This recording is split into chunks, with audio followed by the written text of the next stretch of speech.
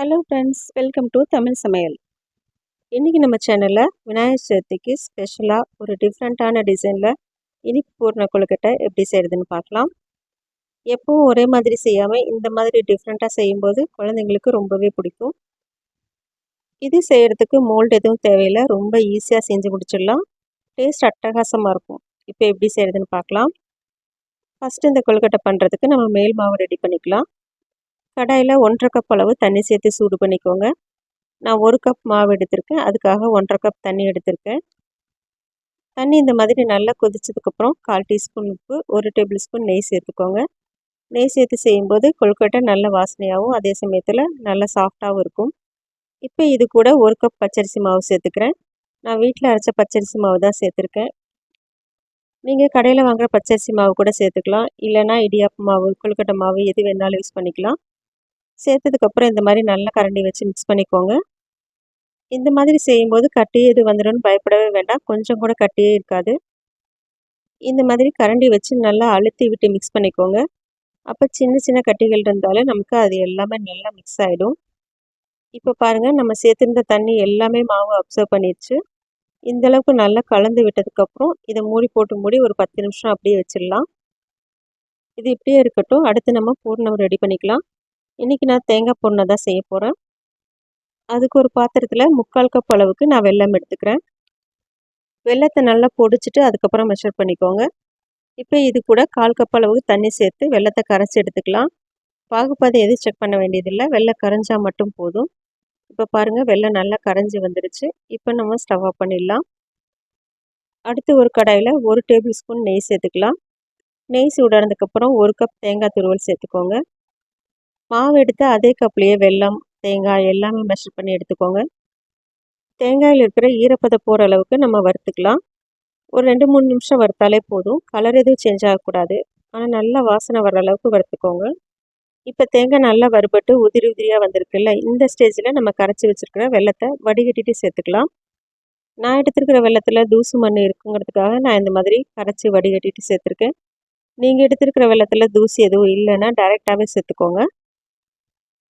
வெள்ளை கரைசலில் தேங்காயோடு சேர்த்து நல்லா மிக்ஸ் பண்ணிக்கோங்க. நம்ம வெல்லத்தில் அதிகமாக தண்ணி சேர்க்காதனால சீக்கிரமாகவே கெட்டி ஆயிடும்.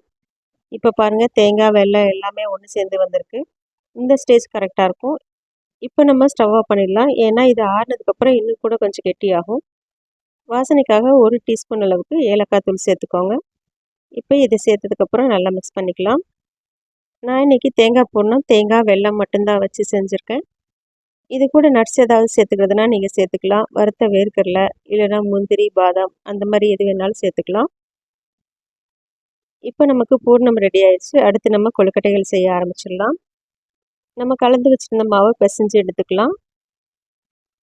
இப்போ மாவு கை பொறுக்கிற சூட்டில் தான் இருக்குது, அதனால் நம்ம கையை வச்சு ஈஸியாக பிசைஞ்சுக்கலாம். இந்த மாதிரி நல்லா அழுத்தி பிசைஞ்சுக்கோங்க. சப்பாத்தி மாவு பதத்துக்கு நல்லா அழுத்தி பிசைஞ்சுக்கோங்க. நம்ம எந்த அளவுக்கு மாவு பிசைஞ்சு எடுத்துருக்கோமோ அந்த அளவுக்கு கொழுக்கட்டைகள் நமக்கு சாஃப்டாக கிடைக்கும். இப்போ பாருங்கள், மாவு நல்லா சாஃப்டாக பிசைஞ்சாச்சு. இந்த ஸ்டேஜில் உங்களுக்கு கையில் ஒட்டுற மாதிரி இருந்துச்சுன்னா கொஞ்சம் நெய் இல்லைனா எண்ணெய் அப்ளை பண்ணிக்கோங்க. இப்போ மேல் மாவும் நமக்கு ரெடி ஆயிடுச்சு. கொழுக்கட்டைகள் செய்ய ஆரம்பிக்கிறதுக்கு முன்னாடி கையில் கொஞ்சமாக நெய் அப்ளை பண்ணிக்கோங்க. இப்போ இதிலிருந்து உங்களுக்கு எந்த சைஸில் கொழுக்கட்டைகள் வேணுமோ அந்தளவுக்கு மாவு எடுத்துக்கோங்க. உருட்டினதுக்கப்புறம் உள்ளங்கையில் வச்சு நல்லா ரவுண்ட் ஷேப்புக்கு கொண்டு வந்துடலாம். பாருங்கள், இந்த மாதிரி உருட்டி எடுத்ததுக்கப்புறம் இதில் ஒரு சின்ன கிண்ணம் போல் செஞ்சுக்கலாம். இந்த மாதிரி நடுவில் இருந்து ப்ரெஸ் பண்ணி எடுக்கும்போது நமக்கு அழகான கிண்ணம் போல் கிடைக்கும். இந்த மாதிரி செஞ்சதுக்கப்புறம் இதுக்குள்ளே நம்ம பூர்ணம் வச்சுக்கலாம். இந்த மாதிரி சின்ன சைஸில் எடுத்து நீங்கள் பூர்ணம் உள்ளே வச்சுக்கோங்க. இப்போ இதை க்ளோஸ் பண்ணிக்கலாம். உள்ளே இருக்கிற ஸ்டஃபிங் வெளியில் வராத அளவுக்கு இந்த மாதிரி நல்லா ப்ரெஸ் பண்ணி எடுத்துக்கோங்க. க்ளோஸ் பண்ணதுக்கப்புறம் இந்த மாதிரி எக்ஸ்ட்ரா இருக்கிற மாவை கொஞ்சமாக வெளியில் எடுத்துடலாம். இப்போ இதை நல்லா பால் சைஸ்க்கு உருட்டிக்கோங்க. உள்ளே வச்சுருக்கிற பூர்ணம் வெளியில் வராத அளவுக்கு நம்ம டைட்டாக உருட்டி எடுத்துக்கலாம். இப்போ இது மேலே கோட்டிங் பண்ணுறதுக்காக 2 டேபிள் ஸ்பூன் அளவுக்கு பாஸ்மதி அரிசி எடுத்து ஒரு 20 நிமிஷம் போல் ஊற வச்சுட்டு தண்ணியை வடிச்சிட்டு எடுத்திருக்கேன். இப்போ நம்ம செஞ்சு வச்சுருந்த கொழுக்கட்டைகளை இந்த மாதிரி அரிசியில் வச்சு கோட் பண்ணிக்கோங்க. ஈரமாக இருக்கிறதுனால நல்லாவே ஒட்டி பிடிச்சிக்கும். இப்போ பாருங்கள், இது ரெடி ஆயிடுச்சு. மீதி இருக்கிற எல்லா மாவுலையும் இந்த மாதிரி கொழுக்கட்டைகள் செஞ்சு இதே மாதிரி கோட் பண்ணி எடுத்து வச்சுக்கோங்க.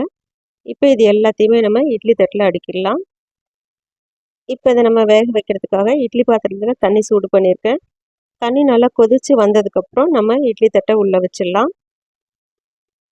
தண்ணி நல்லா கொதிச்சதுக்கப்புறம் தான் நம்ம இட்லி தட்டை வைக்கணும். அப்போ தான் நம்ம கொழுக்கட்டைகள் விரிசல் விழாமல் இருக்கும்.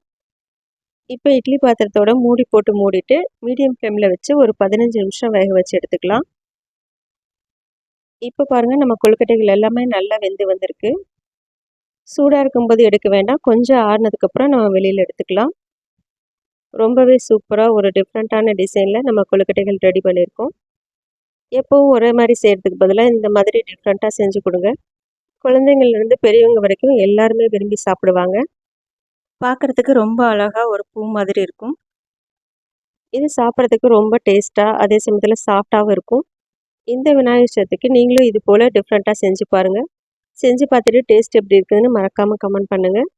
இந்த வீடியோ உங்களுக்கு பிடிச்சதுன்னா லைக் பண்ணிவிட்டு தமிழ் சமையலுக்கு சப்ஸ்கிரைப் பண்ணிக்கோங்க. தேங்க்யூ.